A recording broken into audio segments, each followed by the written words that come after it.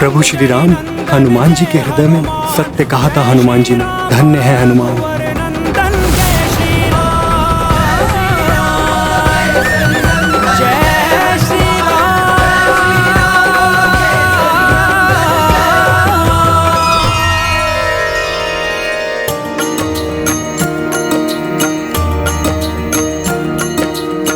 जिस विध दिन कर्मः प्रकाशा,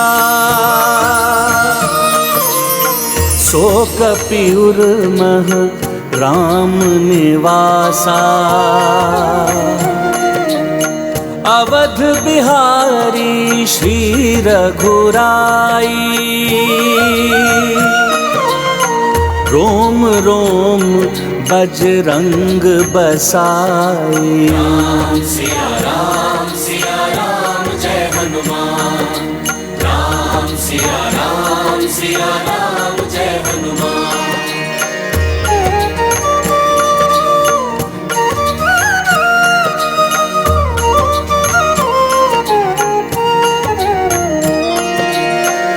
पक्ष चीर के छबदर साई, रामचंद्र अरु सीता माई। अचरज मह पड़े सब नर नारी, राम भक्त हनुमत जय तुम्हारी।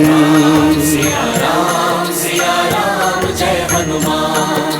राम सिया राम जय हनुमान। ये गाथा महाबली हनुमान की, रुचिकर लीला राम भगत की।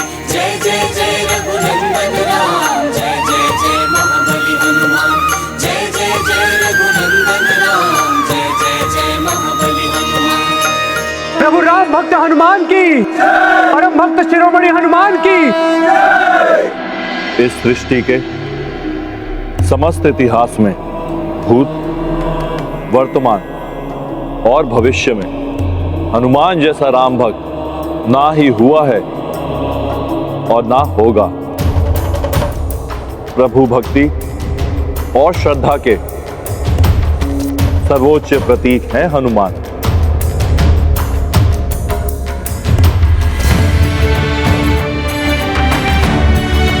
राम भक्त हनुमान, मेरे एक प्रश्न पर आपने अपने हृदय से प्रभु को प्रकट कर दिया। अब मैं तो क्या, अनंत काल तक आपकी भक्ति पर कोई प्रश्न चिन्ह नहीं लगाएगा।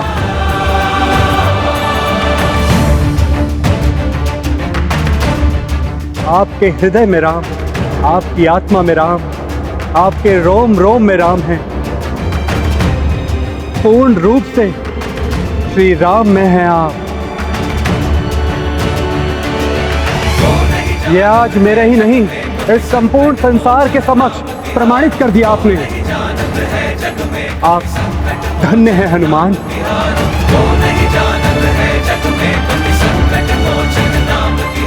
देखिए प्रभु, यही है मेरा एकमात्र सत्य।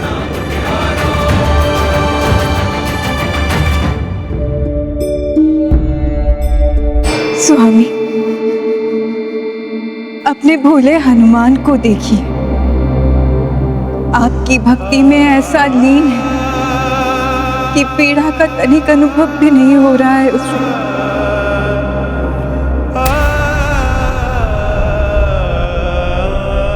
हे त्रिदेव,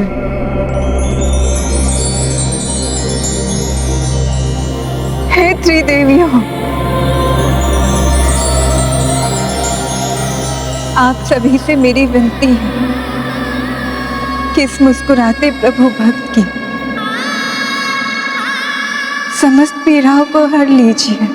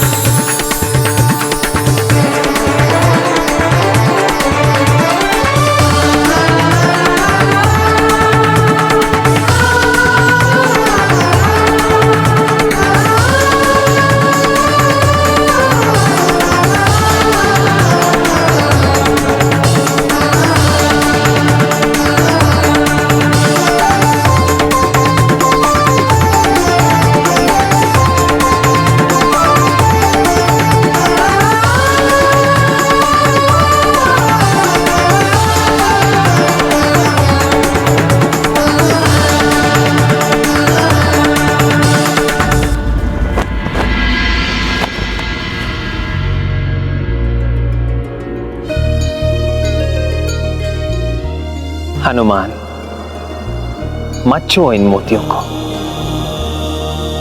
छोड़ दो इन्हें।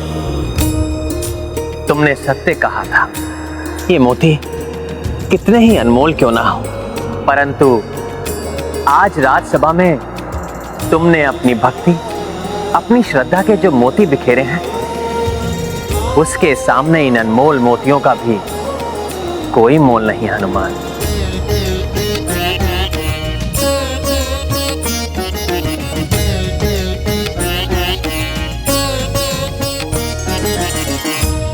पुत्र हनुमान, मैं तुम्हें वरदान देती हूँ, अपने वक्ष को चीरकर प्रभु श्री राम की छवि दिखाने के तुम्हारे इस पराक्रम की कथा तब तक कही जाएगी जब तक संसार में प्रभु श्री राम की गाथा गाई जाएगी।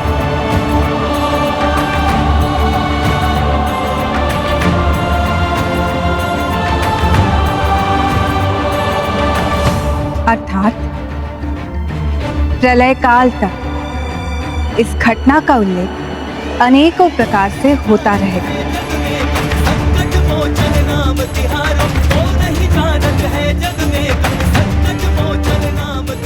राम भक्त हनुमान की, राम भक्त हनुमान की, राम भक्त हनुमान की। हनुमान ने एक छोटे से प्रश्न से प्रेरित होकर अपने उर में बसी भक्ति को अपना वक्ष चीरकर दिखा दिया। अर्थात जिनकी सोच में भक्ति हो उनके मन में राम मिल ही जाते हैं, एवं जिनकी सोच में खोट हो उनके हृदय से रावण रूपी राक्षस ही उत्पन्न होते हैं।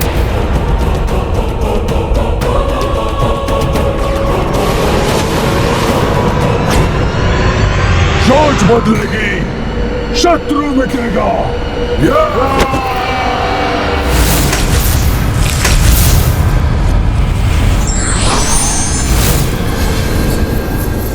निशाचरी सोच का संचार करने, शत्रुओं का संहार करने आ गया निशाचर निकुंभ।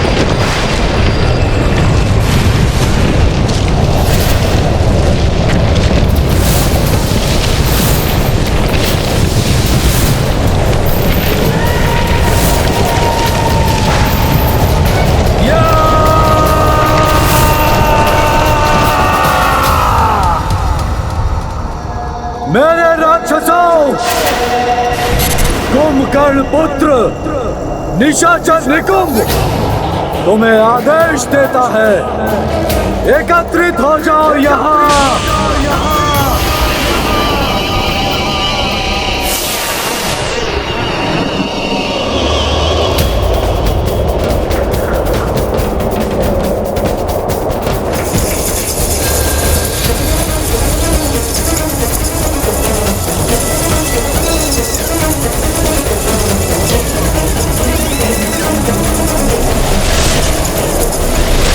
एकत्रित हो जाओ यहाँ।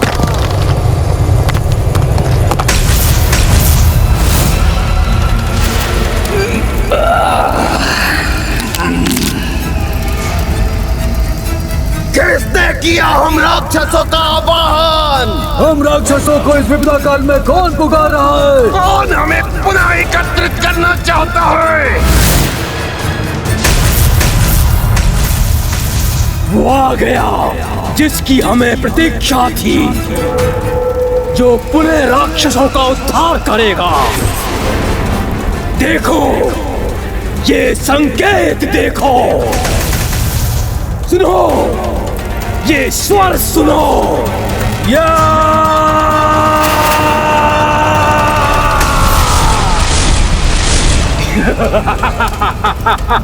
वही रक्षा करेगा हमारी। शीघ्र चलो उसके पास।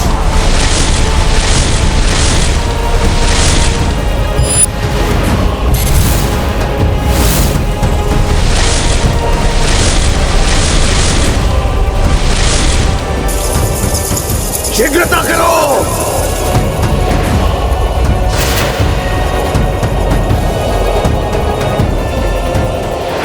प्रभु, आज आपने राज्यभार संभाला है। इससे बड़ा उपहार भला कहां मिल सकता था मुझे। प्रभु, मेरी तो मात्र इतनी इच्छा है कि जिस राम राज्य की परिकल्पना आपने की है, मैं उसकी स्थापना में अपना योगदान दे सकूं, ताकि संसार के कोने कोने में विस्तार हो राम राज्य की सोच का।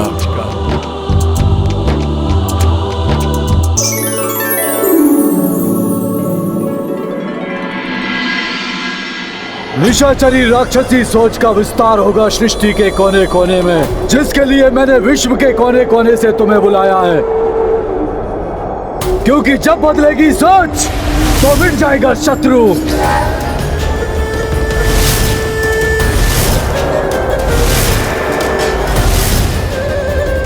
वही छल करेंगे हम, उसी कपट माया को अपनाएंगे हम,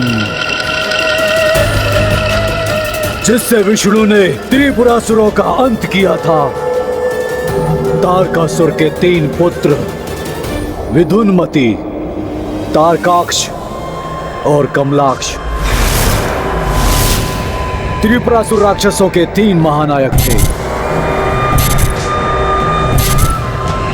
जिन्होंने अपने पिता की मृत्यु का प्रतिशोध लेने और त्रिलोक पर अपना प्रभुत्व स्थापित करने के लिए गुरु शुक्राचार्य के सुझाव पर कठोर तप कर प्रभु ब्रह्मदेव जी को प्रसन्न कर उनसे वरदान प्राप्त किया।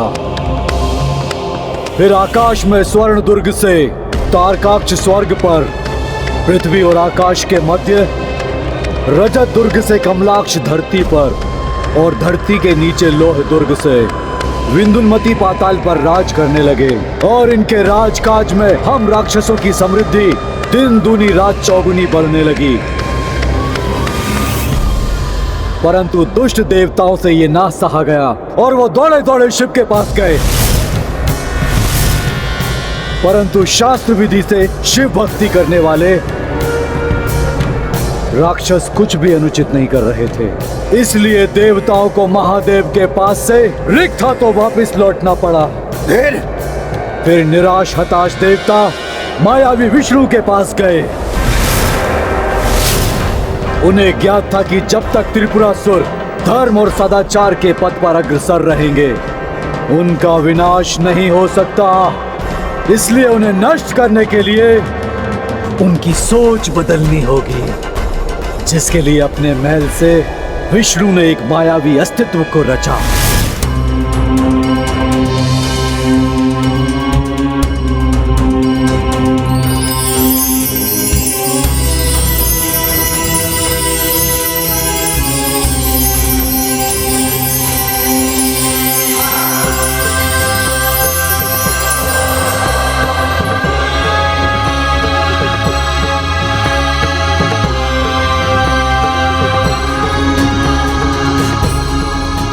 जन्म के उपरांत उस अस्तित्व ने अपने नाम और अपने जन्म का प्रयोजन पूछा।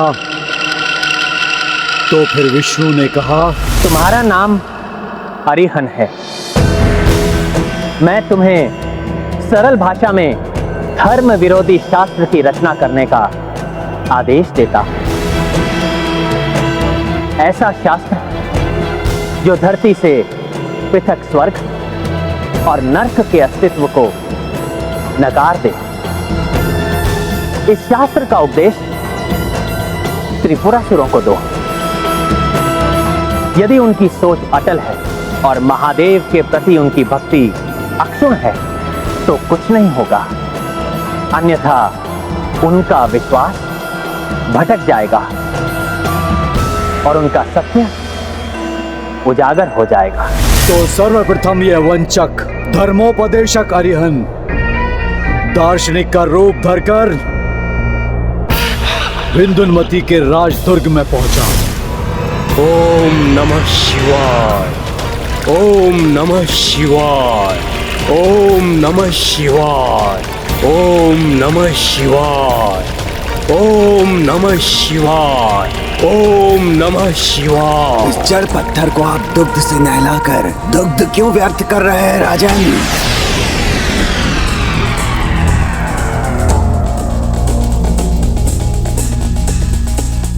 अगर दुग्ध बहाने की इतनी ही इच्छा है तो स्वयं दुग्ध से स्नान कीजिए। सुख भोगिए राजन, सुख। नहीं तो दुग्ध का मिष्ठान बनवाकर उसका आनंद उठाइए।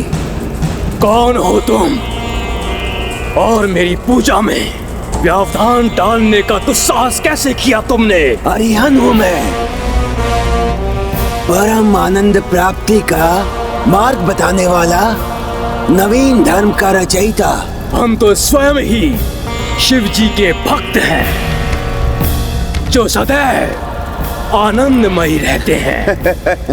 अवश्य, परंतु उस आनंद को प्राप्त करने के लिए आपको कितना श्रम करना पड़ता है और ये छिपा नहीं है मुझसे। परंतु मेरे पास सुख भोगने की ऐसी कुंजी है जो मनुष्य को बिना श्रम के ही सुख सागर में डुबोकर तृप्त कर देती है।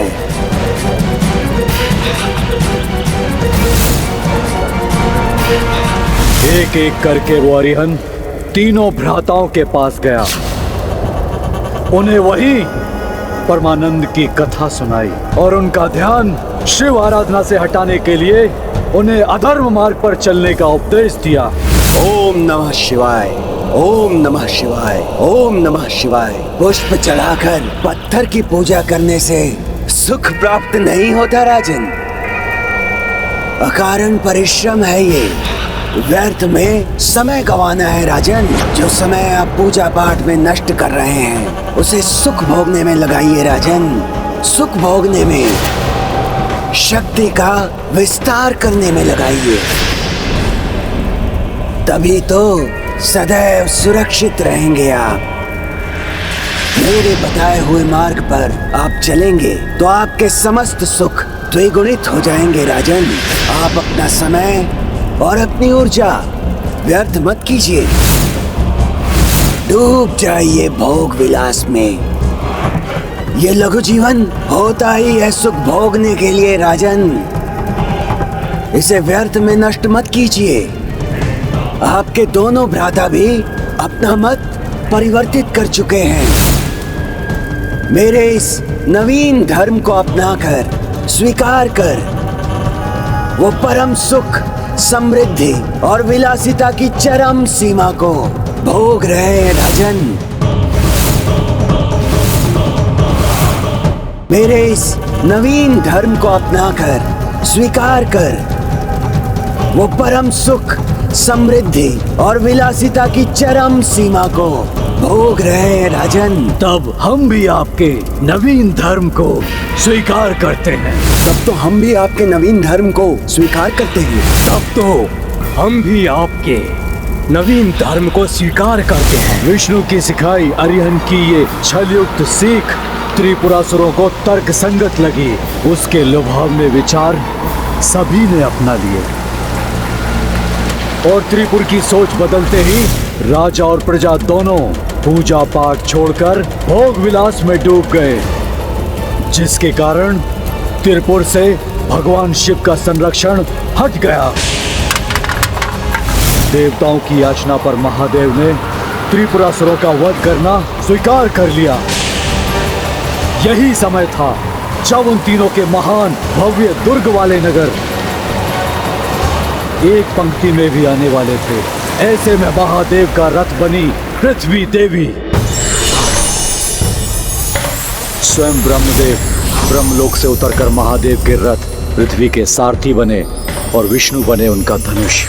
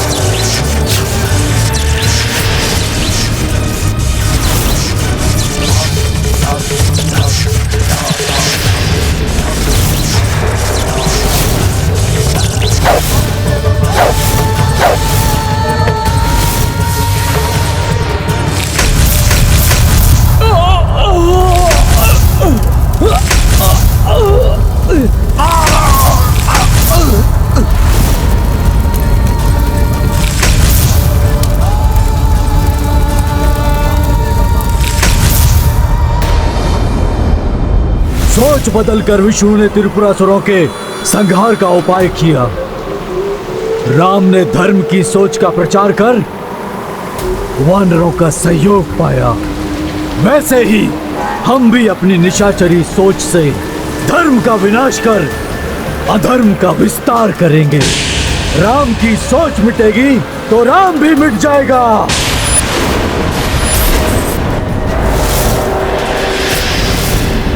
इस राम का अस्तित्व तो तभी तक है जब तक मैं हनुमान के समान सबके हृदय में अपना स्थान बनाकर उनकी सोच का हिस्सा बना रहूं।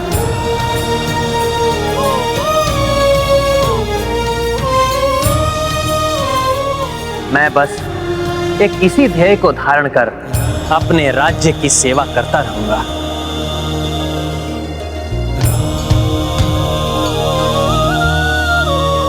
सियावर रामचंद्र की, सियावर रामचंद्र की, सियावर रामचंद्र की। मर्यादा पुरुषोत्तम श्री रामचंद्र की, मर्यादा पुरुषोत्तम श्री रामचंद्र की, मर्यादा पुरुषोत्तम श्री रामचंद्र की, मर्यादा पुरुषोत्तम श्री रामचंद्र की। आज जहाँ जहाँ राम की जय जयकार हो रही है वहाँ वहाँ कल हमारी जय जयकार होगी। हमारी जय जयकार होगी। हमारी जय जयकार होगी। हमारी जय जयकार होगी। हम उनके शरीरों पर नहीं, उनकी आत्मा और विचारों पर, उनके मन पर आक्रमण करेंगे। अयोध्या में धर्म पर आधारित राम राज्य स्थापित होगा।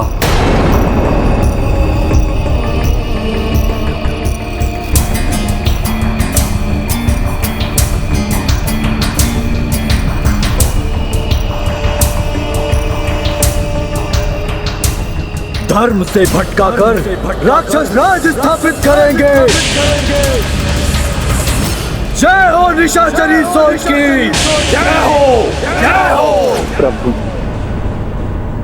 अब हमें आज्ञा दे। अब समय आ गया है कि हम भी यहाँ से प्रस्थान करें, अपने राज्य जाएं और आपकी सोच का विस्तार करें।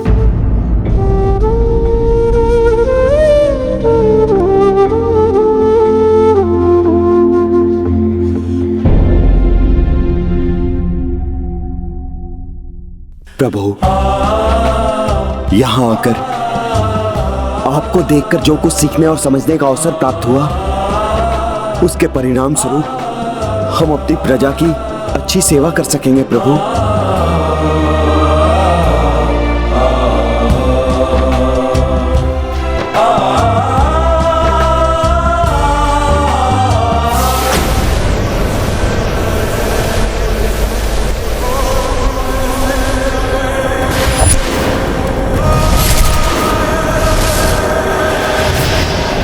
अब मेरी शक्ति तुम्हारे पास भी है। जाओ विश्व के कोने कोने में विषपूर्ण काली निशाचरी सोच का विस्तार करो, अधर्म का विस्तार करो, सोच बदलो, शत्रु मिटाओ।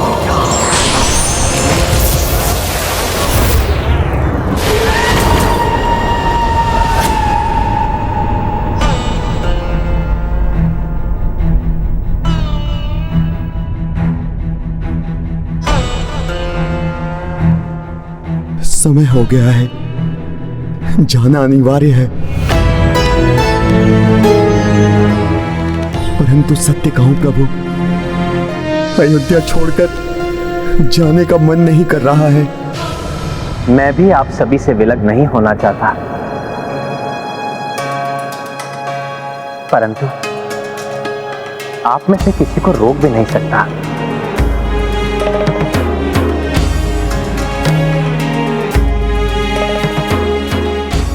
क्योंकि हम सभी का अपने अपने प्रजाओं के प्रति एक दायित्व है, जिसे निभाने के लिए हमें वहां होना आवश्यक है। इसलिए अपने अपने राज्यों का जो पदभार आप सब पर है, उसे निभाने के लिए तो आपको लौटना ही होगा।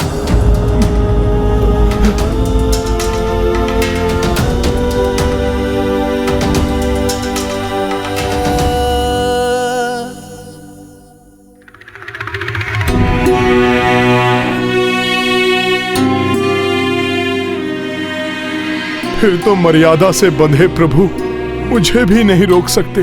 हनुमान, तुम महाराज सुग्रीव के मंत्रिमंडल के सदस्य हो, इसलिए तुम भी अपने दायित्व से बंधे हो, इसलिए चाहकर भी मैं तुम्हें नहीं रोक सकता।